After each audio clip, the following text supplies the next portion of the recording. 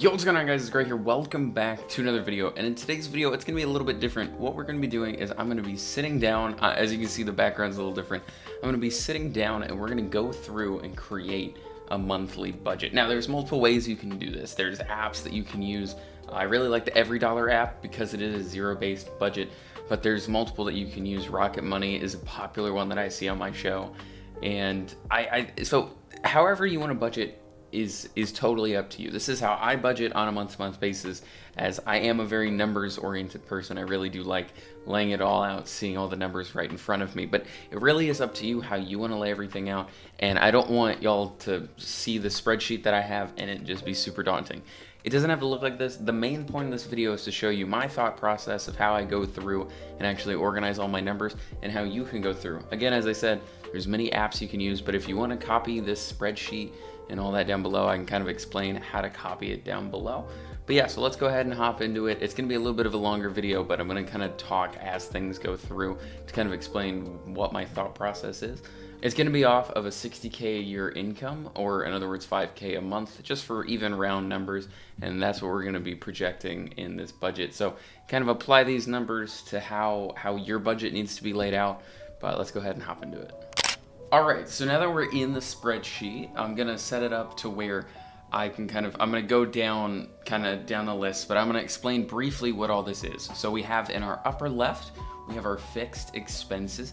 These are things that don't typically change month to month. So rent, insurance, subscriptions, and medical. Those are kind of the four expenses that don't really change month over month. They mostly stay the same. And there are also things that you need to make sure are paid for. You gotta have car insurance. I think health insurance should be a necessity. And then you gotta pay your rent. Subscriptions I put in here, I would not recommend you put it in there. If you have a lot of subscriptions, I'd consider cutting a lot of them down. But because I've had the same subscriptions for years now, I kind of know exactly how much I'm gonna spend. So that's why I put it in my fixed expense, is because I'm not really gonna cancel any of them. I can afford to have them. And so it's a fixed expense. I know what the number's gonna be. It's not gonna go up or down. And then moving down over here, we have variable expenses.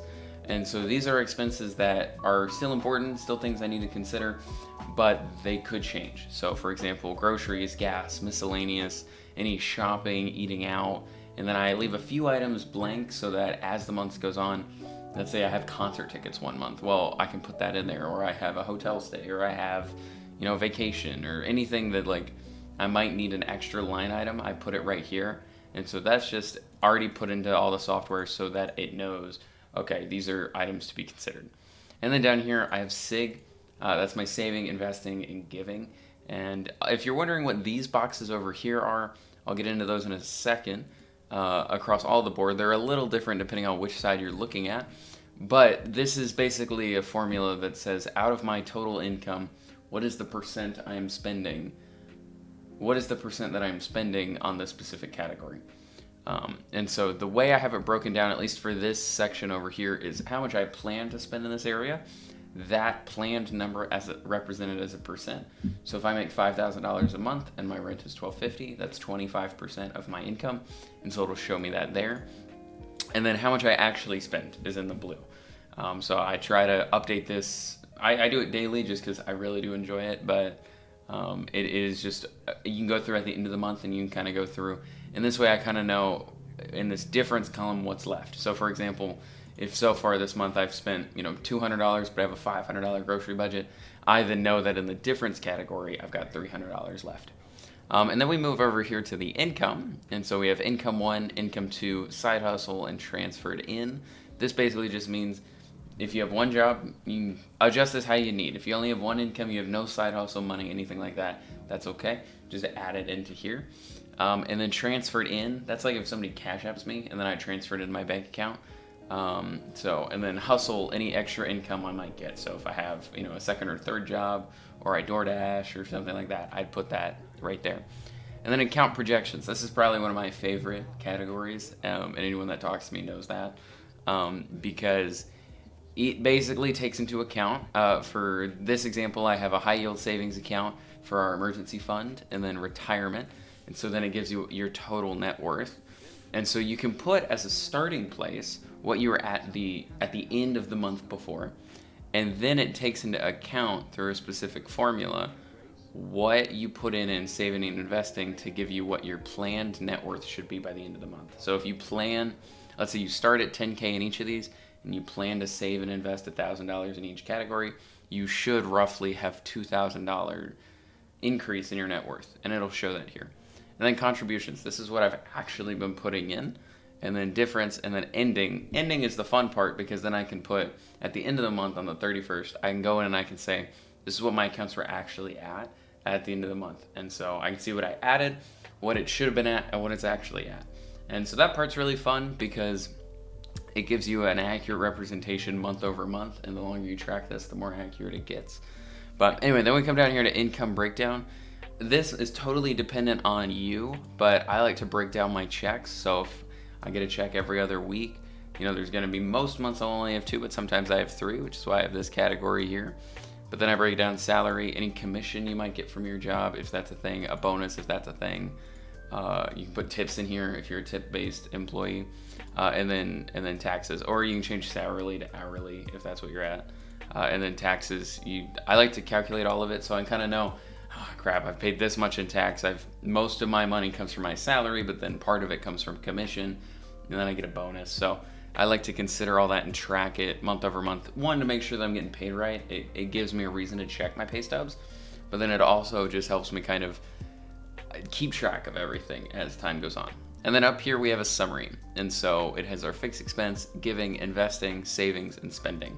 And all these formulas specifically lay out fixed expenses. It combines all this stuff over here up until gas, and it combines all of that and expresses it as a number and a percent.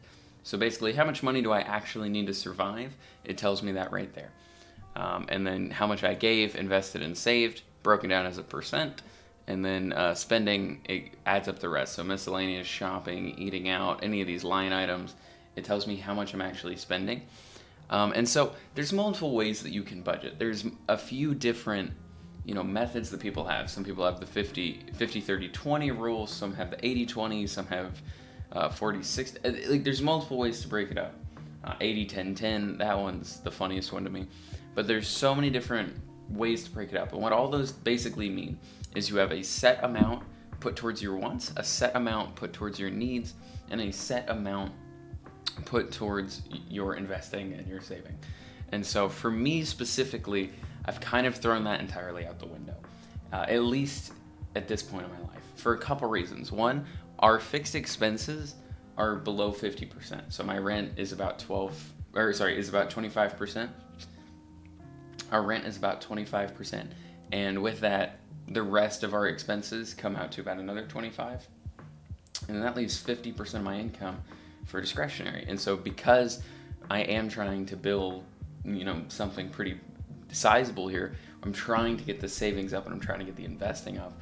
So we spend less than 10% of our income on wants, leaving about 40% of our income for saving and investing. And month over month, it looks a little bit different. I think the first month that I did this, we had about 20% going towards investing, but recently it's gone down to maybe 5 to 10% because we are trying to save a lot more as we have some savings goals that we want to hit. But so we're going to go through as just kind of an example. As I said, it's going to be a 5K income. So we'll start in the income section and work our way kind of backwards. So income 1, let's say we make $2,500. And then income 2, we'll make an extra $2,000. And then hustle, I'll make, an even 500, maybe 125 bucks a week. We can do something extra, whether that's garage flipping or editing videos, or I'm just saying for my income, if let's hypothetically say that. And then transferred in, I always put this at 0, as you can't really expect people to pay you back. And my philosophy is, if you're gonna give money to friends or you're gonna buy something for a friend, just consider it gone. Don't expect the money back. And then so that gives us a nice round even income is $5,000. Anyone that accurately tracks their income knows it's not going to be that round of a number, but we're trying to make a zero-based budget here. We're trying to get an accurate representation of the money coming in and the money going out.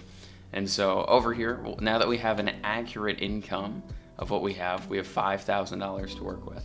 Now we can come over here and we can start going down. Let's say rent is $1,250. And so then, as you can see, it pops up for the first time. It says $1,250 is our rent. That's 25% out of our $5,000 income. And then how much are we actually spending on rent, and then what's the difference? So if throughout the month you're saving for your rent, you can say, so far I've set aside $500. It says you need to set aside $750 left. But I'll probably leave that column blank for the majority of this video, as it's kind of just up to y'all on how you want to fill it out.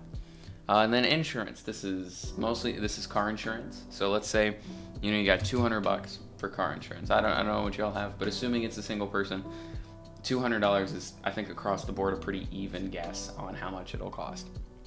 And then subscriptions, we'll say $100. That's going to be your Netflix, your YouTube Premium, any food subscription services, if you have any like games or game passes or like PS4 or anything like that, that kind of falls into there. And the medical, we'll set aside an even, not $1,500, no, $15. And so you can see that my fixed expenses is roughly 31% of my income, and the bulk of it is my rent. But the rest of it, you can kind of see. When I was first making this a few months ago, I realized that having all these numbers laid out, $100 still feels like a lot, especially on a $60,000 or $70,000 or $80,000 income.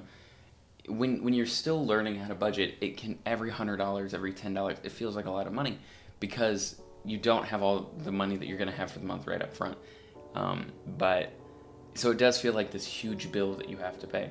But when expressed as a percent, I'm paying $100, 2% of my overall income, at least as this example. 2% of my overall income is going towards this. It doesn't feel that crazy once I say that, especially when considered 25% of my income is going towards my living. So let's go down here. Let's say for groceries, if you're a single person, maybe $300. Heck, if we're doing this well, we'll say $400 for groceries, and then $200 for gas. And then that is our total fixed expense. So that is all of our fixed, expenses that we need to make sure that we have taken care of throughout the month to survive. That's all we need to survive, is those 6 categories. And so that brings out over here 43.3% of our total income, or $2,165 of our income goes towards fixed expense, which is basically not even one of our incomes. Like the income 1 can easily take care of that, and that leaves a little bit extra plus income 2 and our hustle to leave. So this is why I'm a huge advocate that when possible, have some type of side thing going. It used to be a decision. It used to be like a choice. It used to be just something that people that were very hardworking do. Now it's kind of necessity. In today's day and age, you kind of have to have that second or third income. But it does pay off. It does create margin where there typically isn't any. So I do think that there is a light at the end of the tunnel doing this. But so that leaves miscellaneous. I like to add about $100 to miscellaneous if that's the income we're on. I like to throw $100 in there because you're gonna miss things. You're gonna have things that don't really fit in different categories, or that don't need an entire category on their own, or things you might have missed early on. So definitely throwing it in there matters. And then shopping, let's say this month you want to get some new clothes. We'll do $200 in shopping. And then eating out. This is probably one of the biggest things in America, is people eating out, getting caned all the time, Whataburger, getting your Starbucks, whatever it may be. So eating out is a huge category for a lot of Americans. If you can get it down to $250, you're going to be sitting a lot better. That's still a lot of money to be spending. But if you can get it down, most people, I remember the first time I budgeted, it was, I think, $800 on eating out. It was absolutely crazy. It was because I was eating out multiple times a day. My grocery bill was almost zero, so there's that. But eating out was a huge category because I'd pick up a pizza here, I'd get Cane's here, I'd get a drink here, I'd go to Sonic. Like, it was a huge deal. I will say, if you can get this category lower, overall you'll be healthier. It's just guaranteed, because you're going to be eating a lot better food and hopefully less, especially when you have that high of a grocery budget. Spending $650 on food overall in a month, that's a lot, but that should, leave a lot left over to do other things while still enjoying food, because it can be enjoyed. And then I'll leave these 3 categories blank just because I don't know what they'd be. But hypothetically, you could throw almost anything in here. You could have your own clothing budget, a gaming budget, entertainment. If you have like any specific funds you want to start adding to, you can throw them in here. If you have any other things you need to pay off, any debt, I would probably put that in here.